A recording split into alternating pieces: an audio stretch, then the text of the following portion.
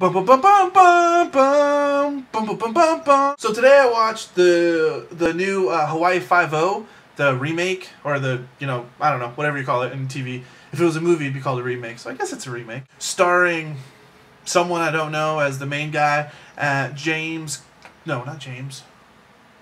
Something Con, Scott Conn, who is James Conn's son. You might recognize him from the wrestling movie that he did with all the WCW stars back in the day. That was a good movie. Also, Grace Park from Battlestar Galactica, the new one. Also a remake, if you're a nerd like me. Oh yeah, Daniel Day Kim from Lost. So, here's kind of the gist of it. So, it starts like super intense. Like, there's like Afghani people. No, I don't know, not Afghani people. Well, that was kind of racist, I think, because they were just in a war country and I just automatically jumped to Afghanistan. I apologize to my Afghanistani viewers. No offense. You're not terrorists. Unless you are. Then why are you watching this? That's just weird. Well, I lost my train of thought there. So it starts with the main guy, so I'll probably just call him the guy. And he's there and he's captured Norman Reedus, which is the uglier of the brothers from Boondock Saints. Although they're both kind of ugly now. So in the first Boondock Saints, the uglier of the brother.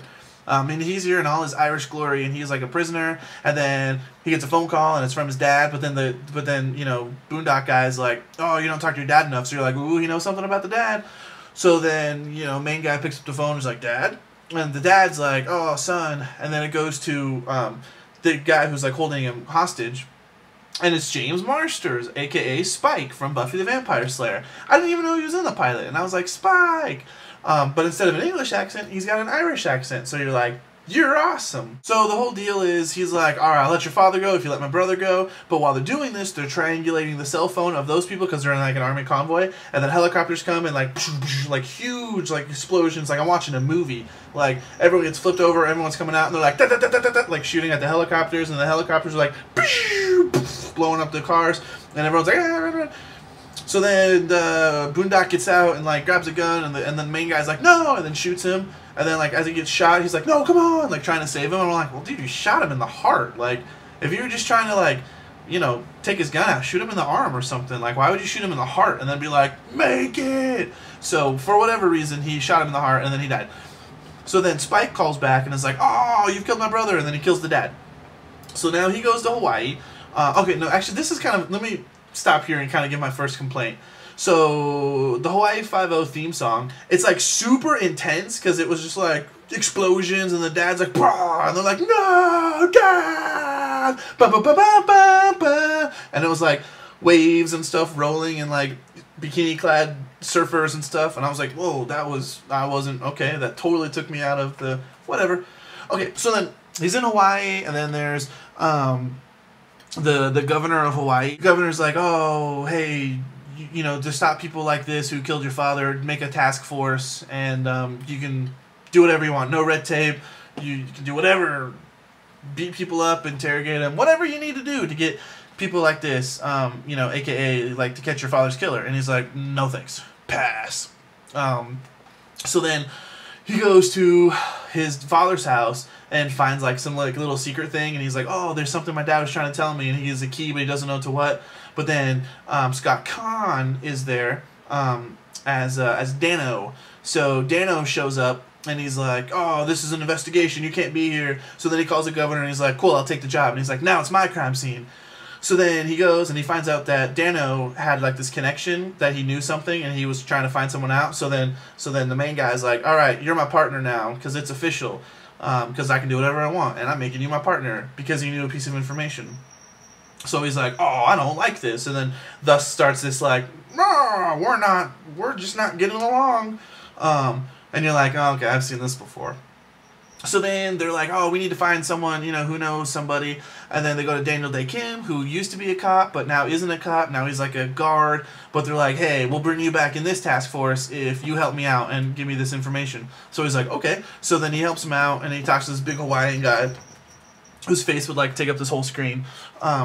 Who then they get this information, but then they need like, to send someone in like secretly, and they're like, I don't know what to do. And then Daniel Day Kim's like, I know someone. And then it's Grace Park, So she's like surfing, and then like a person cuts her off, and she like beats him up, and then they're like, "Damn!" They don't say that because they're all white or Asian. But you know, if they were not white, then that's what they would say. Anyway, racism abounds in this episode. Wow. So then Grace Park goes in, and then the guy, because there's like some like human smuggling, and then the guy's like, "Take off your clothes. I want to see if you." He's not Mexican. He's Asian, so I don't know why I'm making him sound Mexican. But you know, he's like, "Oh, take off your clothes." He didn't sound like that either, but all Asians kind of sound like that. So she takes off her clothes, aka just to like, you know, show some skin, and just to get like those horny little kids like, "I like Hawaii 5-0 now." So now they're watching it. So she takes off her clothes, but she's still in a bra and panties, so don't freak out. And then they're like, you know, "Oh, she's a cop," because they find out that there's like a mole inside the Hawaii police district, and then they're about to kill, but then she beats everyone up, and then like in this really cool part, there's this guy coming. I'll do it this way. This guy comes, and all of a sudden, the van comes and knocks him out, and then they come out shooting, guns ablazing everywhere. And at this point, it kind of reminds me of a white version of Bad Boys 2. I say Bad Boys 2 because in the part 2, they become like super cops. Like, well, more Will Smith does. So like he can like dive and roll and pull one shot, and that one shot is enough to like knock down people like 20 yards away. So they're kind of like white super cop Bad Boy 2 versions of cops. You know, so I don't really know how I feel about that. But anyway, they track down James Marsders, and they fight, and there's this really cool kick where he like gets kicked off of this thing and like flips around and lands on this thing, and you're like, that was pretty cool. And then I'm just going to ruin the ending, because much like the event, you probably haven't seen it, and if you have seen it, you already know it, and if you haven't seen it, I'm trying to convince you to watch it or not watch it. So he kills James Marsders, which I was really sad, because I really wanted Spike to be the main bad guy, but he's not. So he kills James Marsders, he falls and dies, and then everyone's like, whoo, we saved the day. So then at this point I'm thinking, okay, so this guy who didn't want anything to do with it only said yes so he can get a little piece of information that his dad was hiding. So then he says yes. He brings Scotty in as his partner only because he knew a piece of information. He brings Daniel Day Kim back only because he knew you know, a guy who might know someone. And then they bring Grace Park in only because no one knows her, so she can sneak in. You know, I don't know if that's the best way to build your team. Maybe for this case, sure. But then at the end, they're like, cool, now we're a team. Let's go keep fighting crime. And it's like, well, what qualifications do you guys have to keep fighting crimes other than fighting this one crime? I don't know, but, you know, that was their inventive way of bringing everyone in. So here's the thing. It was pretty cool. I kind of liked it, but it wasn't anything different from other cop shows I've seen, like NCIS LA with, you know, Chris O'Donnell and LL Cool J. Kind of felt the same as that, which I really liked the first episode of that, but I didn't see anymore because it's kind of forgettable.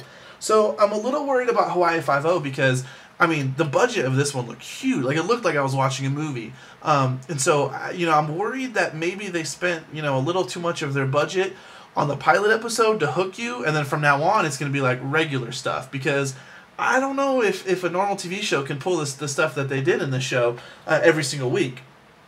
So I don't know, we'll see. I'll probably check out the next week's episode. You know, I usually give TV shows about 3 episodes, and if I lose interest after the 3rd, then I'm done. So I don't know, we'll see, we'll check it out. If you really like police shows with some, you know, kind of funny stuff in there, but it's kind of serious, and it really feels like a movie, you know, I would say check out the pilot episode. As for the whole season, we'll wait and see what happens.